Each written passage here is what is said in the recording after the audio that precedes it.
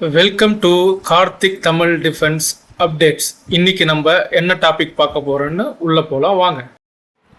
இன்று நாம் இந்தியா உருவாக்கி வரும் 5ஆம் தலைமுறை போர் விமானமான ஏஎம்சியை மட்டும் தான் பார்க்க போறோம். உலகத்திலேயே 3 நாடுகளுக்கு மட்டும்தான் 5ஆம் தலைமுறை போர் விமானம் வைத்திருக்கிறாங்க. ரஷ்யா, அமெரிக்கா மற்றும் சைனா. அமெரிக்காவிடம் F-22 மற்றும் F-35, ரஷ்யாவிடம் Su-57, சைனாவிடம் J-20, இப்போ அவங்க பாகிஸ்தானுக்காக உருவாக்கி கொண்டிருக்கிற J-35. இதை தவிர்த்து வேறு எந்த உலக வல்லரசு நாடுகளிடமும் பிரிட்டன், பிரான்ஸ், ஜப்பான் போன்ற எந்த நாடுகளிடமும் 5ஆம் தலைமுறை போர் விமானங்கள் கிடையாது. சரி, நம்ம இப்பொழுது 4 மற்றும் 4.5 ஜெனரேஷன் மற்றும் 5 ஜெனரேஷனுக்கான வித்தியாசத்தை பார்ப்போம். உலக நாடுகளில் பெரும்பாலும் இப்பொழுது 4 மற்றும் 4 ஜெனரேஷன் ஃபைட்டர்கள் வைத்திருக்கிறார்கள். 5ஆம் தலைமுறை போர் விமானங்கள் வைத்திருக்க நாடுகள் நான் ஏற்கனவே நம்ம இந்த தலைப்பில் கூறியிருக்கிறோம். 5ஆம் தலைமுறை போர் விமானம் ஸ்டெல்த் என்ற ஒரு தொழில்நுட்பம் பயன்படுத்துகிறது. அந்த ஸ்டெல்த் தொழில்நுட்பம் ரேடாரில் ஃப்ளைட்டோட RCSன்னு சொல்லுவாங்க, ரேடார் கிராஸ் சிக்னேச்சரை எவ்வளவு குறைவாக காட்ட முடியுமோ அவ்வளவு குறைவாக காட்டி, நார்மலாக பார்த்தீங்கன்னா ஒரு டேங்கர் இல்லை ரீஃப்ளியர் போன்ற விமானங்கள்லாம் பார்த்தீங்கன்னா ரேடாரில் உங்களுக்கு 20 ஸ்கொயர் mm காமிக்கும். ஏன் நம்மளோட இந்திய நாட்டோட ஸ்கோயே பார்த்தீங்கன்னா உங்களுக்கு 4 to ஃபுல் லோடடில் 10 ஸ்கொயர் மீட்டர் வரைக்கும் காமிக்கும். ஸோ உங்களுக்கு RCS எந்த அளவுக்கு உங்களுக்கு பெரிதாக இருக்கோ, எதிரி நாட்டு ரேடாரு அதை நம்மளோட விமானங்களை தொலைதொடர்பில் ஈஸியாக கண்டுபிடிச்சிருவாங்க. உதாரணத்துக்கு ஒரு 10 ஸ்கொயர் ரேடார் ஸ்கொயர் மீட்டர் இருக்கிற RCS இருக்கிற ஒரு போர் விமானமோ இல்லை ஒரு டேங்கரோ இல்லை ஒரு அவாக்சியோ 200 250 கிலோமீட்டருக்கு முன்னாடியே அவங்களால ஈஸியாக டிடெக்ட் பண்ண முடிஞ்சிடும். ஆனால் அதை அவங்களால அடிக்க முடியாது. காரணம், S-400 போன்ற வான் அமைப்புகள் கொண்ட சில நாடுகளால் மட்டுமே அது போன்ற தாக்குதலை செய்ய முடியும். Russia, India, China. ஆப்ரேஷன் சிந்தூரில் நம்ம பாகிஸ்தானோட சாப் என்ற ஒரு விமானத்தை நம்ம 315 கிலோமீட்டரில் தாக்கி காமிச்சோன்ற ரெக்கார்டு இருக்குது. ஸோ இப்போ உங்களுக்கு 5ஆம் தலைமுறையில் ஸ்டெல்த் எவ்வளோ முக்கியம் என்றது இப்போ புரிஞ்சிருக்கும். ஸ்டெல்த்துக்கு என்ன காரணம்னா, அந்த விமானத்தோட ஸ்ட்ரக்சர், ஏரோடைனமிக் ஸ்ட்ரக்சர் மொத்தம் ரேம் கோட்டிங் சொல்லுவாங்க, ரேடார் அப்சர்வன்ட் மெட்டீரியல். நார்மலாக இப்போ ஒரு ரேடார்லேருந்து வர சமிக்கை அந்த விமானத்தில் பட்டு பெரும்பாலான சமிகைகள் அந்த ரேடார் அப்சர்வ் மெட்டீரியலால் உறிஞ்சப்பட்டு இதையும் மீறி ஒரு சமிகைகள் ஸ்ட்ரக்சரால் விளக்கப்படும். அதாவது நீங்கள் குறிப்பாக 5ஆம் தலைமுறை போர் விமானம் பார்த்தீங்கன்னா ரேடோம் சொல்லுவோம். ரேடோம்னா விமானத்தோட மூக்கு பகுதி பார்த்தீங்கன்னா F-22, F-35, J-20 எல்லாமே பாருங்கள் மிக கூர்மையாக இருக்கும். அது மட்டும் இல்லாமல் அதோட விங் செக்ஷன் எல்லாமே மிக ஷார்ப்பாக டிசைன் பண்ணியிருப்பாங்க. காரணம், அந்த இடத்துல எவ்வளவு ஷார்ப்பாக இருக்கோ ரேடார் அது மேலே பட்டு ரிஃப்ளெக்ட் ஆகிறத குறைக்கக்கூடாது. ஒரு 5ஆம் தலைமுறை போகிறவங்களுக்கு இது மட்டும் போதுமாக கேட்டால் கிடையாது. இன்ஜின் மிக மிக மிக முக்கியம். Su-57 லேக் ஆகிறதுல ரியர் சைடு பார்த்தீங்கன்னா 0.5 RCS வருது ஸ்டெல்த்தில். அதுக்கு ஒரு முக்கியமான காரணம் அவங்களுடைய இன்ஜின் ஹீட்டிங் எமிஷன். ஸோ ஏஎம்சியை பொறுத்த வரைக்கும் நம்ம 200 240 விமானம் வாங்கிறதுக்கு தயாராக இருக்கிறோம்.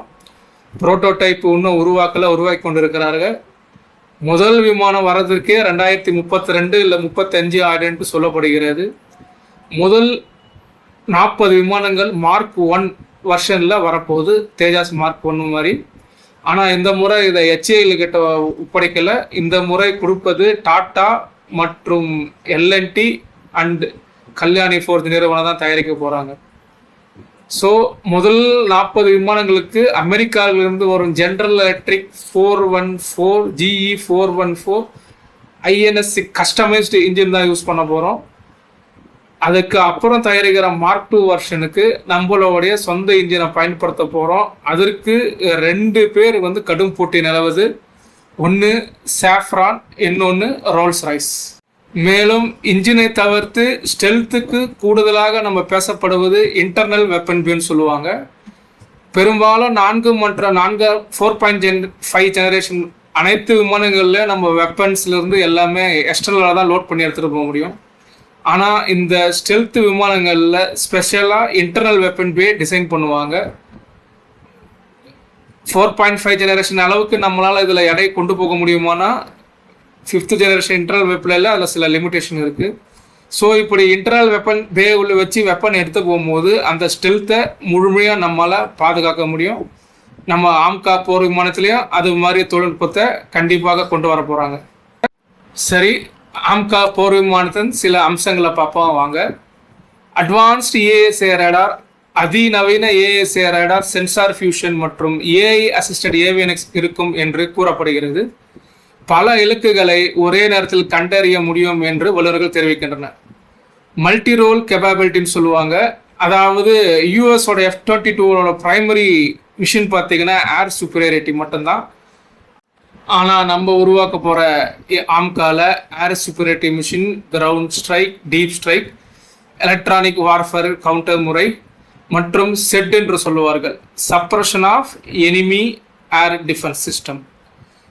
Suppression of any air defence சிஸ்டம்ன்றது ஒரு 5ஆம் தலைமுறை போன்ற பணிகளை செய்யும் விமானங்களுக்கு ஒரு முக்கிய டாஸ்காகும். காரணம், நம்ம முதல்ல எனிமியோட ஏர் டிஃபென்ஸ் உள்ளே போய் அங்கே இருக்கிற சர்ஃபேஸ் டு ஏர் மிசைல் மொத்தத்தையும் அழிச்சா மட்டும் தான் நம்ம நாட்டு விமானங்கள் எளிதாக உள்ளே போய் தாக்குதல் நடத்த முடியும். சரி, ஏஎம்சிஏ இப்போது எப்போ வரும்? ஏஎம்சி தற்போதைய திட்டப்படி, அதாவது இப்போ நம்ம பிளான் பண்ணியிருக்கிற திட்டப்படி புரோட்டோடைப் 2027 வரும்னு சொல்லப்படுகிறது. மேலும் ஃபர்ஸ்ட் ஃப்ளைட் 2028 இல்லை 29 காலகட்டத்தில் வர முடியும். முதல் விமானம் எப்போது படையில் சேர்க்கப்படும் என்றால் 2034 இருந்து 35. இதுவே நான் கூறியபடி மார்க் 1 வருஷனாக தான் கண்டிப்பாக இருக்க வாய்ப்பு இருக்குது. ஸோ அதில் என்னென்ன பக்ஸ் இருக்கோ அதை எல்லாத்தையும் ஃபிக்ஸ் பண்ணி ஃபைனல் ப்ராடக்ட், அதாவது ஐஓசின்னு ஒன்று சொல்லுவாங்க, இனிஷியல் ஆப்ரேஷன் கிளியரன்ஸ், அடுத்தது எஃப்ஓசின்னு ஒன்று சொல்லுவாங்க, ஃபைனல் ஆப்ரேஷன் கிளியரன்ஸ், அதெல்லாம் முடித்து மார்க் 2 எப்போ வரும்னா கண்டிப்பாக 2036 இல்லை 37 இந்த வருட காலங்கள் கண்டிப்பாக ஆகிவிடும். மேலும் இப்போது இந்த திட்டத்தை தனியார் வசமிடம் ஒப்படைத்ததுனால இதுக்கு மேலே டிலே ஆகாது, எதிர்பார்த்த காலத்திற்கு முன்னாடியே வரும் என்ற நம்பிக்கையுடன் இருப்போம். மேலும் இது போன்ற தகவல்களை பெற கார்த்திக் தமிழ் டிஃபென்ஸ் அப்டேட்டை தொடர்ந்து பாருங்கள், சப்ஸ்கிரைப் பண்ணுங்கள், உங்கள் கருத்துக்களை தெரிவிங்க. நன்றி, வணக்கம். மீண்டும் வேறு ஒரு வீடியோவுடன் சந்திப்போம்.